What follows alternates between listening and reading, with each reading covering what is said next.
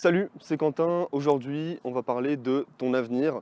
J'ai déjà fait une vidéo sur que faire après un BTS AM. Aujourd'hui, on va voir plus spécialement comment rentrer dans une grande école de commerce. C'est ce que j'ai choisi de faire juste après mon BTS. J'ai passé des concours spécifiques, donc ça a fonctionné pour moi, puisque voilà, aujourd'hui je suis dans une école de commerce. Et voilà, c'est une longue route quand même à faire, et on va parler de ça dans cette vidéo aujourd'hui. Donc voilà, on va voir déjà pourquoi rentrer dans une école de commerce. On va voir est-ce que le profil des BTS est compatible avec ces écoles. On va voir quels concours passer, on va voir comment choisir les concours, on va voir comment se préparer. Voilà, on va parler de tout ça dans cette vidéo et tout de suite on va attaquer quels avantages il y a à rentrer dans une école de commerce. Honnêtement, il y en a un petit paquet, j'en ai sélectionné quelques-uns qui me semblaient les principaux. Déjà, premier avantage à entrer dans une école de commerce, ça va être ton employabilité. Qu'est-ce que ça veut dire? Tout simplement, ça veut dire que quand tu vas sortir d'école de commerce, eh bien, tout simplement, écoute bien ce chiffre, 90% des étudiants qui sortent d'école de commerce trouvent un travail moins de 3 mois après la sortie. C'est incomparable avec tout ce qui existe en France. Si tu prends quelqu'un donc à niveau égal, donc à bac+5 également, qui sort de fac, il va avoir beaucoup plus de difficultés à trouver un emploi. Donc vraiment, les écoles de commerce autour de ça, elles l'ont compris et voilà, c'est comme ça en fait. C'est le prestige des écoles de commerce. Quand tu sors d'école de commerce, tu trouves un travail beaucoup plus facilement. Deuxième avantage pour les écoles de commerce, ça va être la dimension internationale. Dans le monde d'aujourd'hui, voilà, la dimension internationale, elle a une place hyper importante avec l'abolition des frontières, avec la mondialisation des échanges. Donc l'anglais est également super important et ça, les écoles de commerce l'ont compris, que ce soit au travers des stages à l'étranger, que ce soit au travers des voyages d'études, que ce soit au travers des cursus en langue étrangère. Voilà, tout ça, ça va te permettre d'améliorer ton employabilité également, de 1, et aussi d'améliorer ton niveau d'anglais. Et sur un CV, avoir une expérience internationale maintenant, aujourd'hui, c'est, j'allais dire, quasiment indispensable, ou en tout cas, c'est un avantage énorme.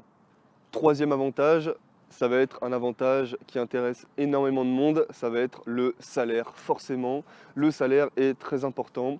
Et dans les écoles de commerce, le salaire moyen est de 3 000 € par mois à la sortie d'école brute.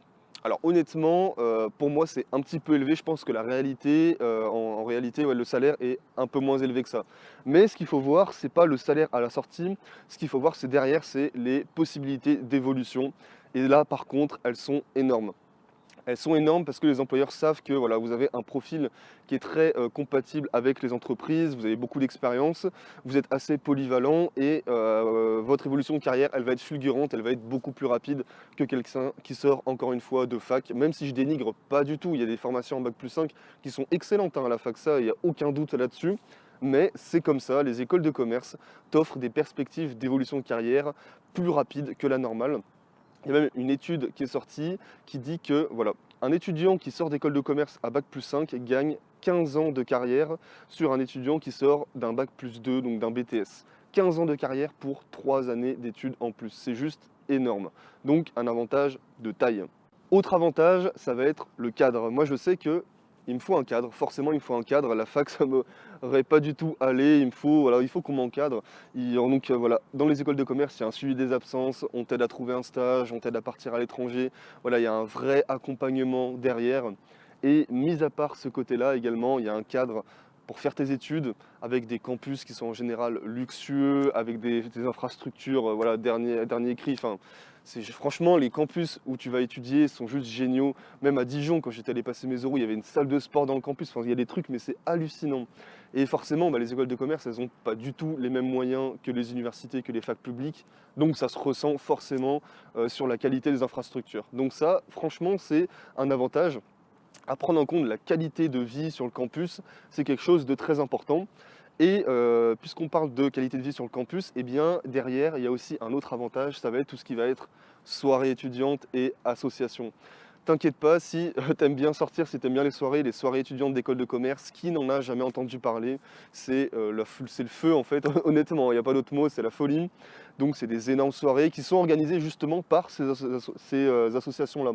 Donc ces associations, je vais arriver à le dire, elles sont hyper importantes sur les campus. Il y en a énormément, que ce soit le bureau des sports, le BDE, enfin, il y en a pour tous les goûts et je te conseille de faire partie d'une association puisque c'est un plus sur le CV. Et en plus de ça, ça va t'apporter une expérience humaine, ça va t'apporter une expérience de la vie. Donc voilà, c'est toujours bon et donc profite de cette occasion-là pour t'investir dans une association, que ce soit pour le côté professionnel ou personnel, tu trouveras que des avantages. Maintenant, on va voir, est-ce que le profil des BTS est compatible avec les écoles de commerce? Déjà, premier point, s'il ne l'était pas, il n'y aurait tout simplement pas de concours d'admission parallèle. Premier point, donc ça veut dire forcément la réponse est oui, le profil est compatible. Deuxième point, bah forcément, malgré ce qu'on dit, les BTS restent quand même des formations assez généralistes. Tu vas faire de la culture générale, donc tu apprendras à t'exprimer et à argumenter. Tu vas faire du marketing, de la communication peut-être. Tu vas faire également, dans certains BTS, du droit. Donc là même, tu auras un avantage sur les étudiants d'école de commerce. Tu vas être habitué aux projets de groupe, donc en BTS, et les projets de groupe, tu en auras encore plus en école de commerce. Donc voilà, tu ne seras pas du tout dépaysé, au contraire, tu auras des avantages, tu auras des lacunes, mais le profil est tout à fait compatible avec ces écoles-là. Pour te donner quelques chiffres, 17% en moyenne des étudiants en BTS choisissent de rentrer dans une école de commerce. Maintenant, combien arrivent à rentrer réellement dans une école de commerce après les concours d'admission parallèle? Eh bien, écoute bien, il y a 25% d'étudiants qui sont admis dans les écoles de commerce en admission parallèle qui proviennent de BTS. Pour les autres, ça va être licence, IUT, pour les chiffres principaux. Donc 25%, c'est quand même un quart, c'est pas rien, donc tu as toutes tes chances pour entrer en admission parallèle. Tout simplement, donc tout à fait, oui, ton profil est compatible avec les écoles de commerce. Tous les ans, il y a des centaines d'étudiants qui rentrent en école de commerce par la voie des admissions parallèles, donc pourquoi pas toi? Maintenant, quel concours passer pour entrer en école de commerce? Principalement, il existe deux grands concours. Le principal, le plus connu, c'est le concours Passerelle. C'est le concours que j'ai passé et qui donne accès pour la même banque d'épreuves. Donc, c'est-à-dire, voilà, tu vas passer en une journée des épreuves écrites. Il va y avoir le Taj-Maj, il va y avoir une épreuve de synthèse, il va y avoir, qu'est-ce qu'il va y avoir d'autre? Il va y avoir une épreuve écrite d'anglais et il y aura des euros forcément. Et bien pour cette même banque d'épreuves, tu vas accéder à 13 écoles de commerce. Il y en a dans toute la France, il y en a pour tous les goûts. La plus connue, la plus difficile, donc c'est Grenoble. Donc forcément, elle est plus difficile d'accès. Donc voilà, le concours passerelle, c'est vraiment le concours principal, mais il en existe également un deuxième qui s'appelle le concours tremplin. Et le concours tremplin, lui, il va te donner accès à plutôt des écoles qui vont être plus, comment je vais te dire ça, qui vont être plus dures d'accès. Donc forcément, le concours il sera beaucoup plus sélectif, mais c'est quand même tout à fait faisable. Ces deux écoles-là, elles vont être meilleures dans les classements, cependant, tu en as moins. Donc la question va se poser, quel concours passer? Sur quoi se focaliser? Est-ce que choisir le concours tremplin? Est-ce que choisir le concours passerelle? Eh bien, je vais te dire exactement ce que tu dois faire selon ta stratégie. En fait, je te conseille principalement de passer le concours passerelle. Déjà, de 1, c'est sûr. 13 écoles de commerce pour une même banque d'épreuves. Franchement, tu peux trouver ton bonheur dans plusieurs écoles. Donc voilà, informe-toi sur ces écoles, mais il y a de très grandes chances qu'il y ait pas mal d'écoles qui te conviennent dans ce concours-là. Maintenant, si voilà, donc tu n'es pas sûr d'avoir Grenoble, parce que forcément c'est assez compliqué de décrocher Grenoble, mais si voilà, tu as des ambitions un petit peu plus élevées, rien ne t'empêche de passer le concours tremplin en plus, pour la simple et bonne raison que les épreuves sont les mêmes que le concours passerelle. Ce sont les mêmes, donc voilà, si tu te prépares pour le concours passerelle, tu seras prêt pour le concours tremplin, forcément.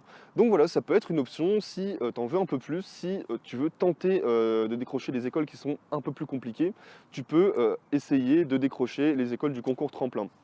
À noter cependant que, informe-toi bien sur ces deux écoles, moi je ne l'ai pas passé pour la simple et bonne raison que ces écoles ne me convenaient pas pour mon futur professionnel. Voilà, j'avais pas le profil pour, donc je me suis focalisé sur le concours passerelle. Maintenant, comment se préparer à ces concours? Forcément, il va y avoir une préparation bien spécifique. Forcément, il va falloir te préparer de manière méthodique, avec des méthodologies, en revoyant les bases, en t'entraînant. Ça, forcément, il n'y a pas le choix. C'est pour tous les concours pareil. Mais j'ai une bonne nouvelle, c'est que en plus d'avoir créé un blog sur le BTS Assistant Manager, eh bien j'ai créé un blog spécialement pour les étudiants de BTS qui veulent rentrer en école de commerce via le concours Passerelle. Donc sur ce blog, tu retrouveras absolument tout ce qu'il faut pour te préparer. Tu vas retrouver des épreuves blanches, tu vas retrouver tous mes conseils, comment ça s'est passé le jour des écrits, comment ça s'est passé pour les oraux. Voilà, tu vas retrouver absolument tout ce qu'il te faut, comment choisir ton école. Et en plus de ça, si tu t'inscris sur ce site-là, eh ben, tu recevras gratuitement une vidéo par jour pendant 5 jours où voilà, chaque jour, je vais t'expliquer de A à Z comment réussir chaque épreuve. Je vais t'envoyer une vidéo comment réussir le Tajma, je vais t'envoyer une vidéo sur comment réussir l'épreuve de synthèse, comment réussir l'écrit d'anglais, comment réussir l'épreuve au choix, comment réussir les oraux. Voilà, je vais te donner absolument toutes les clés pour que tu réussisses ce concours passerelle et que tu sois admis dans les meilleures écoles de commerce. Donc le lien de ce blog est juste en dessous dans la description. En attendant, je te dis, prépare-toi bien, choisis bien ton école. Ciao, ciao.